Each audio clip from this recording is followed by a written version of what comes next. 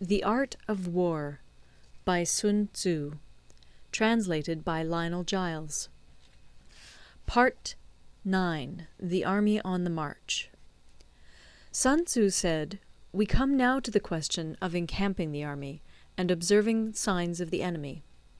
Pass quickly over mountains, and keep in the neighbourhood of valleys. Camp in high places, facing the sun.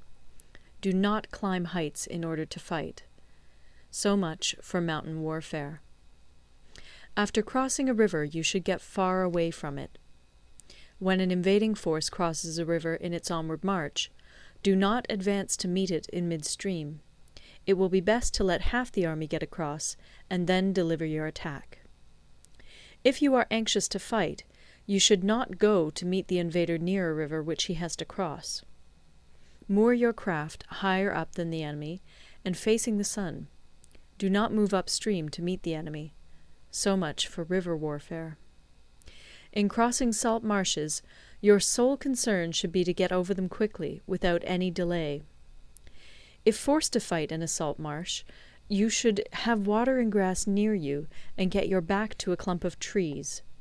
So much for operations in salt marshes. In dry, level country, take up an easily accessible position with rising ground to your right and on your rear, so that the danger may be in front and safety lie behind. So much for campaigning in flat country. These are the 4 useful branches of military knowledge which enabled the Yellow Emperor to vanquish 4 several sovereigns. All armies prefer high ground to low, and sunny places to dark. If you are careful of your men and camp on hard ground, the army will be free from disease of every kind, and this will spell victory. When you come to a hill or a bank, occupy the sunny side, with the slope on your right rear. Thus you will at once act for the benefit of your soldiers, and utilize the natural advantages of the ground. When, in consequence of heavy rains up country, a river which you wish to ford is swollen and flecked with foam, you must wait until it subsides. Country in which there are precipitous cliffs with torrents running between, deep natural hollows, confined places, tangled thickets, quagmires, and crevasses, should be left with all possible speed and not approached. While we keep away from such places, we should get the enemy to approach them. While we face them, we should let the enemy have them on his rear.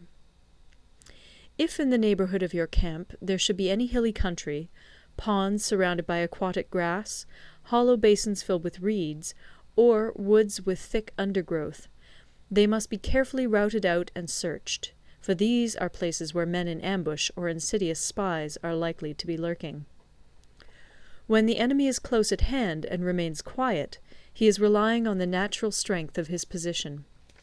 When he keeps aloof and tries to provoke a battle, he is anxious for the other side to advance. If his place of encampment is easy of access, he is tendering a bait.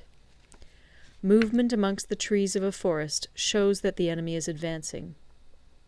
The appearance of a number of screens in the midst of thick grass means that the enemy wants to make us suspicious. The rising of birds in their flight is the sign of an ambuscade. Startled beasts indicate that a sudden attack is coming. When there is dust rising in a high column, it is the sign of chariots advancing. When the dust is low, but spread over a wide area, it betokens the approach of infantry. When it branches out in different directions, it shows that parties have been sent to collect firewood. A few clouds of dust moving to and fro signify that the army is encamping. Humble words and increased preparations are signs that the enemy is about to advance.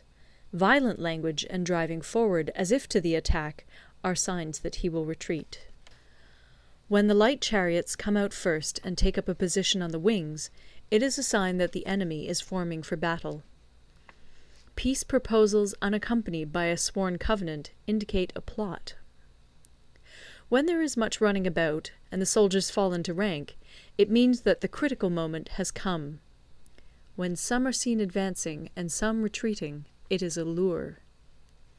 When the soldiers stand leaning on their spears, they are faint from want of food. If those who are sent to draw water begin by drinking themselves, the army is suffering from thirst. If the enemy sees an advantage to be gained and makes no effort to secure it, the soldiers are exhausted. If birds gather on any spot, it is unoccupied. Clamour by night betokens nervousness. If there is a disturbance in the camp, the general's authority is weak. If the banners and flags are shifted about, sedition is afoot. If the officers are angry, it means that the men are weary. When an army feeds its horses with grain and kills its cattle for food, and when the men do not hang their cooking pots over the campfires, showing that they will not return to their tents, you may know that they are determined to fight to the death. The sight of men whispering together in small knots, or speaking in subdued tones, points to disaffection amongst the rank and file.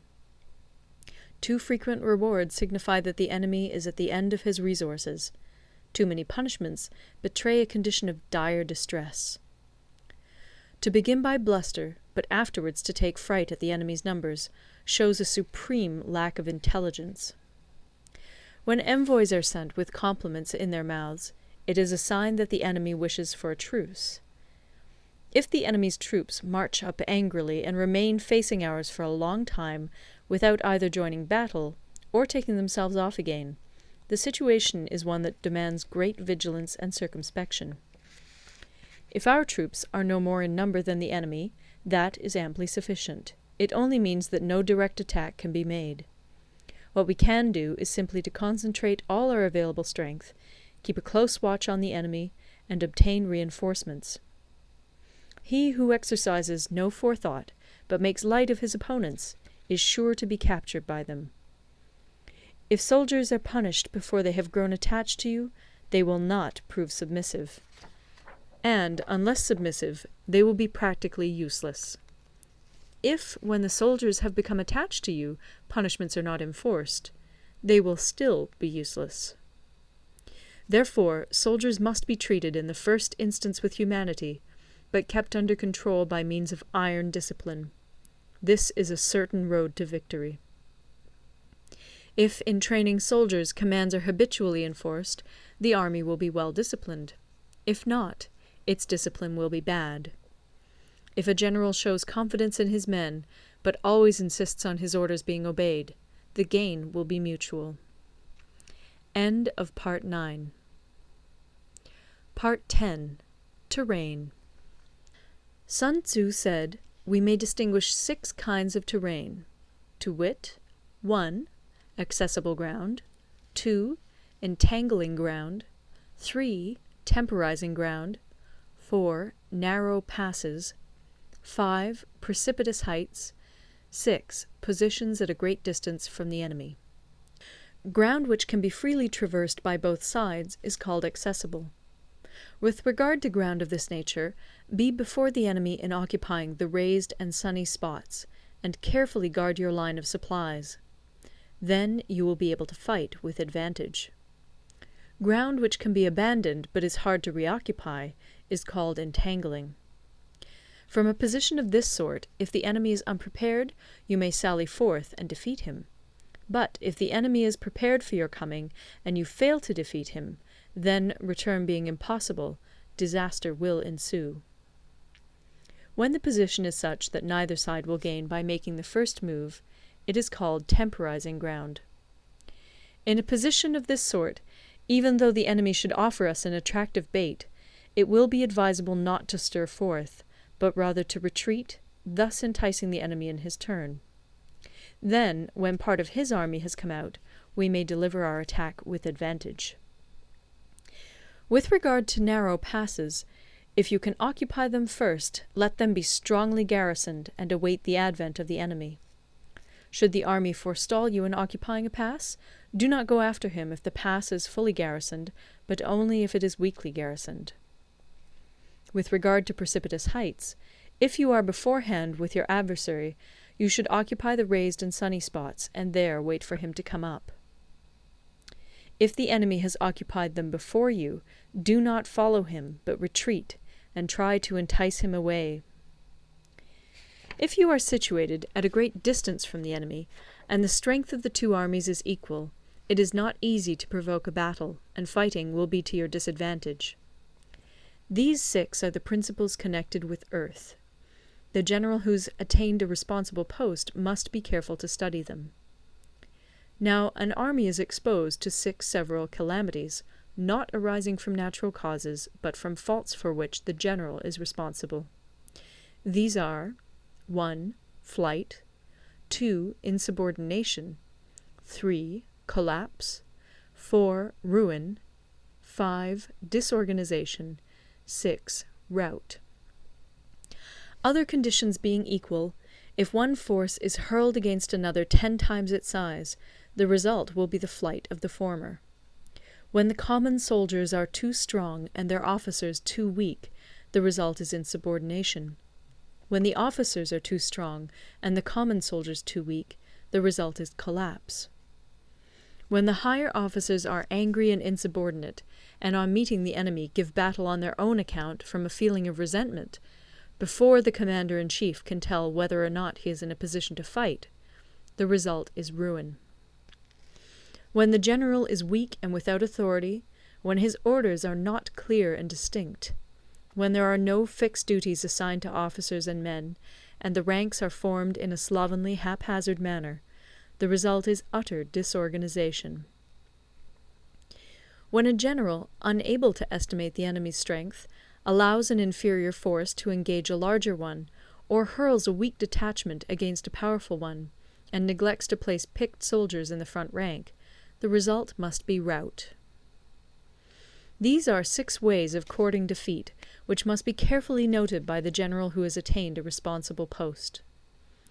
The natural formation of the country is the soldier's best ally, but a power of estimating the adversary, of controlling the forces of victory, and of shrewdly calculating difficulties, dangers, and distances, constitutes the test of a great general. He who knows these things, and in fighting puts his knowledge into practice, will win his battles. He who knows them not, nor practices them, will surely be defeated. If fighting is sure to result in victory, then you must fight, even though the ruler forbid it. If fighting will not result in victory, then you must not fight even at the ruler's bidding. The general who advances without coveting fame, and retreats without fearing disgrace, whose only thought is to protect his country and do good service for his sovereign, is the jewel of the kingdom. Regard your soldiers as your children, and they will follow you into the deepest valleys. Look upon them as your own beloved sons, and they will stand by you even unto death. If, however, you are indulgent, but unable to make your authority felt, kind-hearted, but unable to enforce your commands, and incapable, moreover, of quelling disorder, then your soldiers must be likened to spoilt children. They are useless for any practical purpose. If we know that our own men are in a condition to attack, but are unaware that the enemy is not open to attack, we have gone only half-way towards victory. If we know that the enemy is open to attack, but are unaware that our own men are not in a condition to attack, we have gone only half-way towards victory. If we know that the enemy is open to attack, and also know that our men are in a condition to attack, but are unaware that the nature of the ground makes fighting impracticable, we have still only gone half-way towards victory. Hence the experienced soldier, once in motion, is never bewildered. Once he has broken camp, he is never at a loss.